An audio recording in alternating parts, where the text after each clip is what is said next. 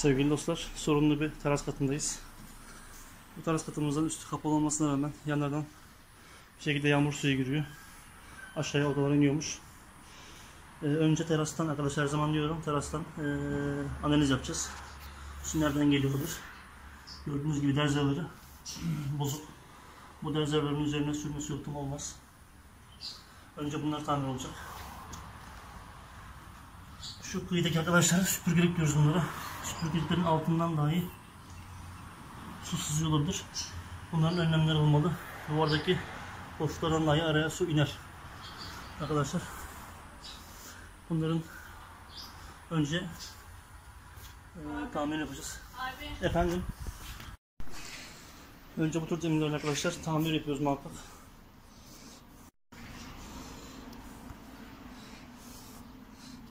Gördüğünüz gibi kıyıdan şıngıllar açmış. Bu şıngılların içinden su girebilir. Bunların tamirleri olacak. Bunlar kapanacak. Siz de dikkat edin çatlarınız arkadaşlar. Sadece bir yerin zeminini yalıtmakla sorun çözülmüyor. Nereden su gelebilir diye analizler yapın.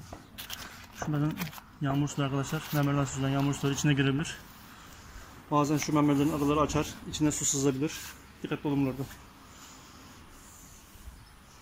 Gördüğünüz gibi kıyılar bozulmuş.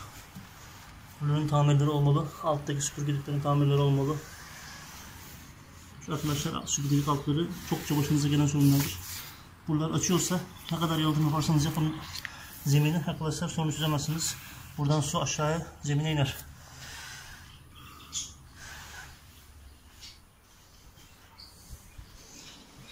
Arkadaşlar tamirlerimizi tamir aracıyla yapıyoruz. Yapısal tamir araçlarının içinde kireç yoktur. Tamirlerde bunları kullanın. Lateks kullanacak arkadaşlar. Tamirlerimiz her zaman diyorum size. Harç suyunuza belli oranda lateks atın. Daha kuvvetli yapışmasını sağlar harcınızın. Ondan sonra şöyle yavaşça ekeleme yöntemiyle harcımızı topaklanmasın diye yavaş yavaş harcımıza ilave ediyoruz. Arkadaşlar kıyı köşe tamirlerimiz bittikten sonra aradaki bozuk derzilerimiz için yine içine lateks karıştırılmış suyumuza lateks karıştırdık ve beyaz derz dolgusu arkadaşlar uygulamasını yapacağız.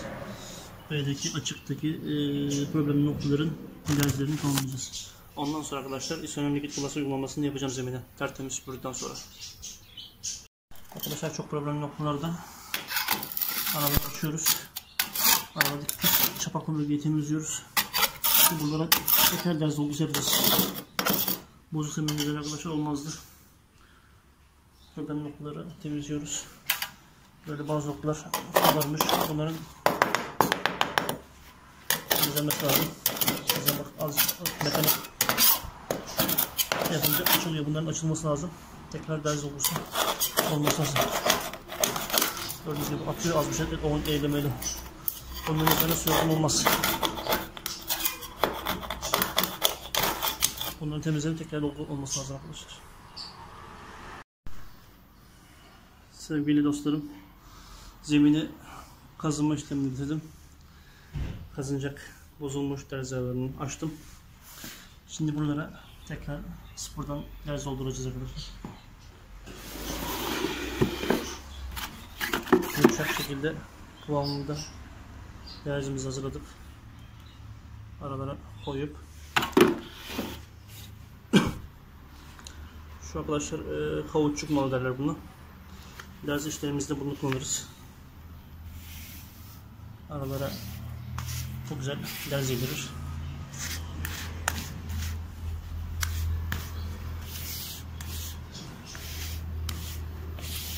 Bu zeminlerimiz arkadaşlar.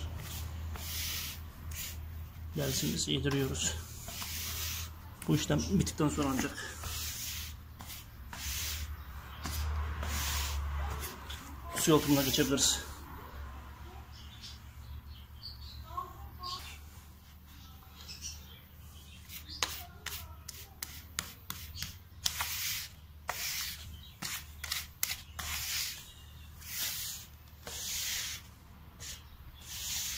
Su yalıtım işlerimizde muhakkak dikkat edin, bu derz arasındaki boşlukları sizi aldatır.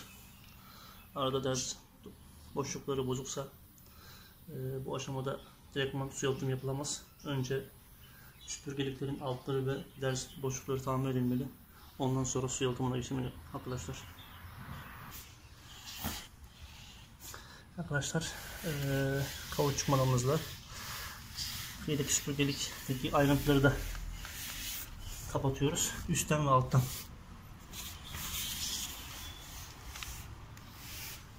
Buralar suyun kaçabileceği olası noktalar arkadaşlar. Tamam, buraya teşekkür ederim. Tamam.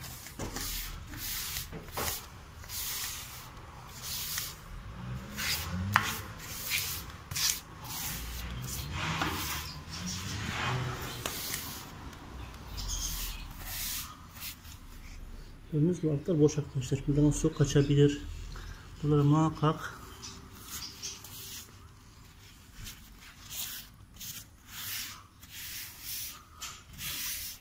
tepkilerimizi alıyoruz noktalarla.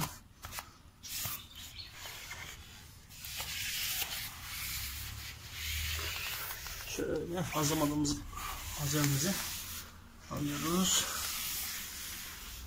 Güzelce aralar arkadaşlar dolduruyoruz. Bunlar koyduktan sonra su yalıtımımıza güvenle geçebiliriz. Bunlar sıkıntılıyken arkadaşlar su yalıtımı yapsak yeterince sağlıklı olmaz yaptığımız yalıtım.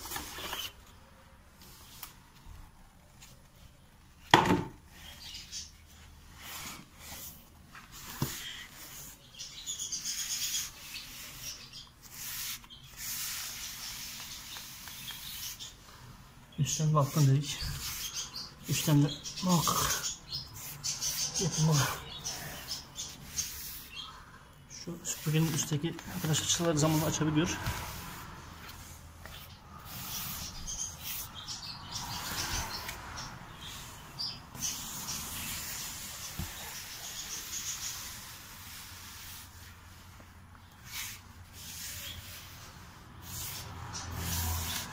Bunları yaparsanız kafanız rahat olur.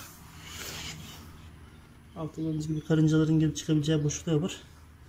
Buradan su da girer.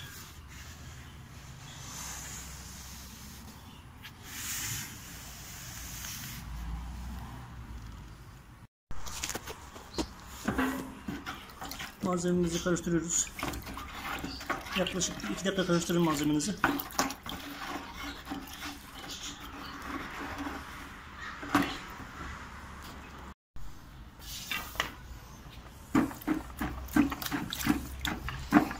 Seramik Plus arkadaşlar şeffaf malzemedir. Saten rulo ile tatbik edilir zemine.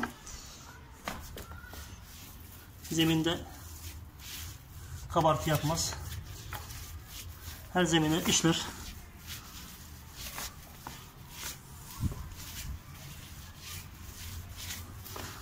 Metraj götürecek malzemedir. Çok büyük metrajlar yapabilirsiniz bir kutuyla.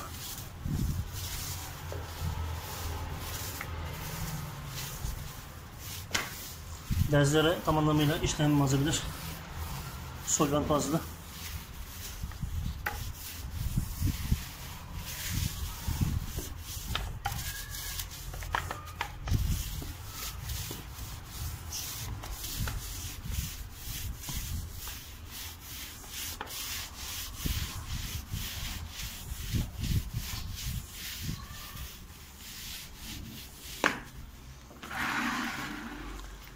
Kesip bir kokusu vardır arkadaşlar.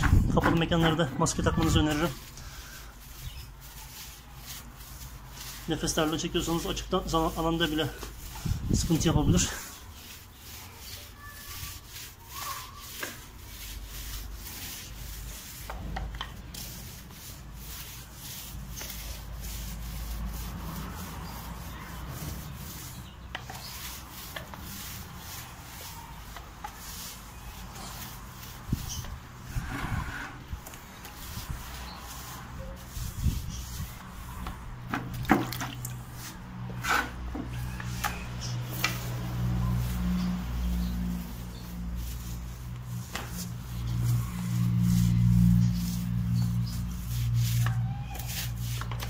Kıyılar çok önemli.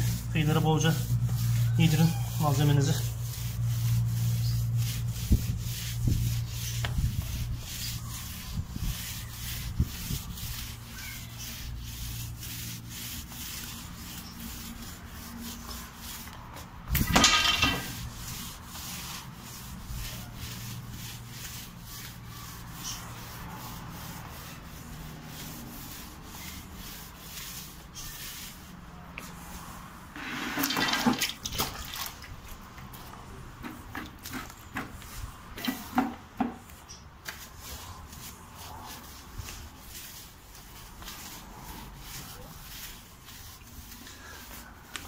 Bu malzemeyi arkadaşlar ağaçlara, saçlara, beton zeminlere de uygulayabilirsiniz.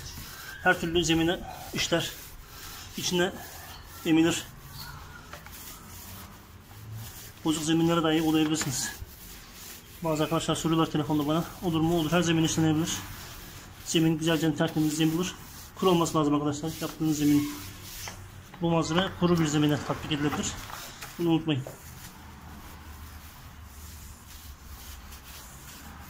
2 kat, mümkünse 3 kat sorunlu bölgelerde yapabilirsiniz.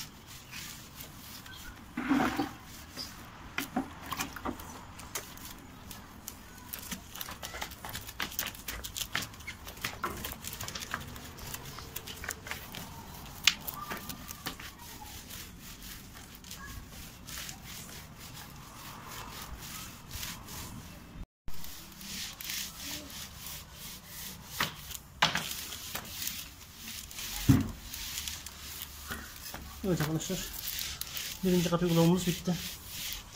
Yaklaşık burası 20 metrekare. Bir kat uygulamayla İsolen Liquid Glass kutumuzun yarısı gitti.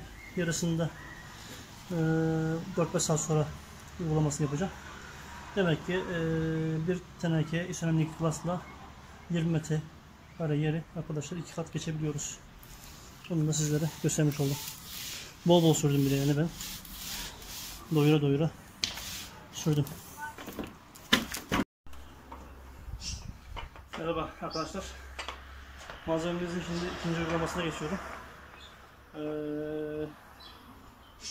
Dün yapmıştım uygulamayı. Bugün ikinci günümüz kurumasını bekledim. Malzeme dediğim gibi solvent bazlı malzeme olduğu için arkadaşlar dün yaptığım rulo kurudu. Ne kadar örtsem de. Bugün sıfırdan yeni bir rulo, sıfır rulo açtım. Size tavsiye her zaman 2 rulo bulundurun. Birinci rulo çünkü birinci uygulama sonunda kuruyor. İkinci uygulamada yeni bir rulo gerekiyor arkadaşlar.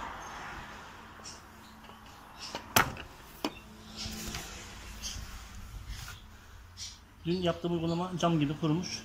Şimdi üzerine bir kat daha uygulama gideceğim.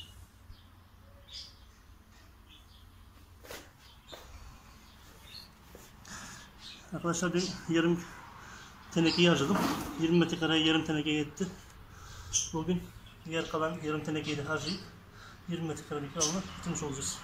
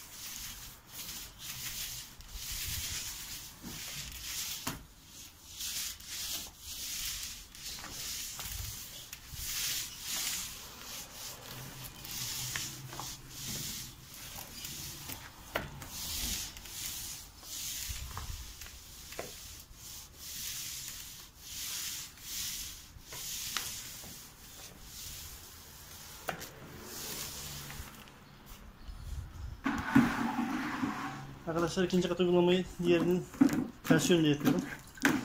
Yerindekini yaptıysak birinin yanına doğru yapın arkadaşlar. İyice malzeme aralara sızsın, girsin. Değmedik yüzey kalmasın.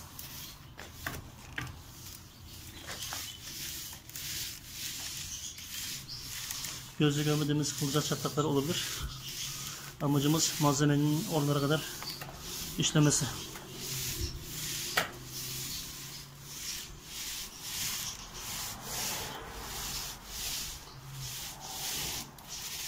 Malzeme su kıvamında, akışkan malzeme.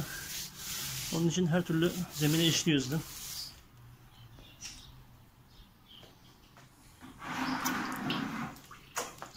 Zeminde taş parçacık olmamasına dikkat edin.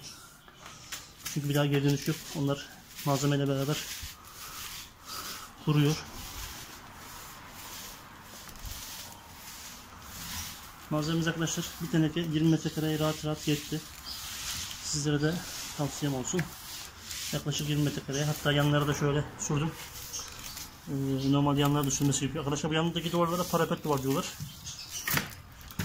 Buralara da sürmenizi tavsiye ederim. Çünkü yukarıdan mermerin üzerinden süzülen su buralardan da girecektir. Buraları da atlamayın.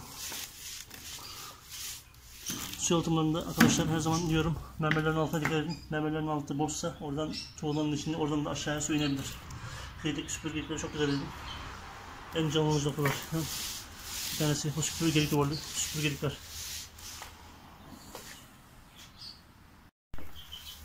Evet arkadaşlar, sonlandırmamızı yapıyoruz. En son balkon kapısından işimizi bitirmek dışarı çıkıyoruz ve fırmaya bırakıyoruz. Ev sahibine hayırlı uğurlu olsun. Gördüğünüz gibi zeminimiz çok güzel şekilde kullanım hazır hale geldi. Yaklaşık 4-5 saat sonra kullanıma açılabilir. Bir gün sonra da yağmurdan yağıştan etkilenmez.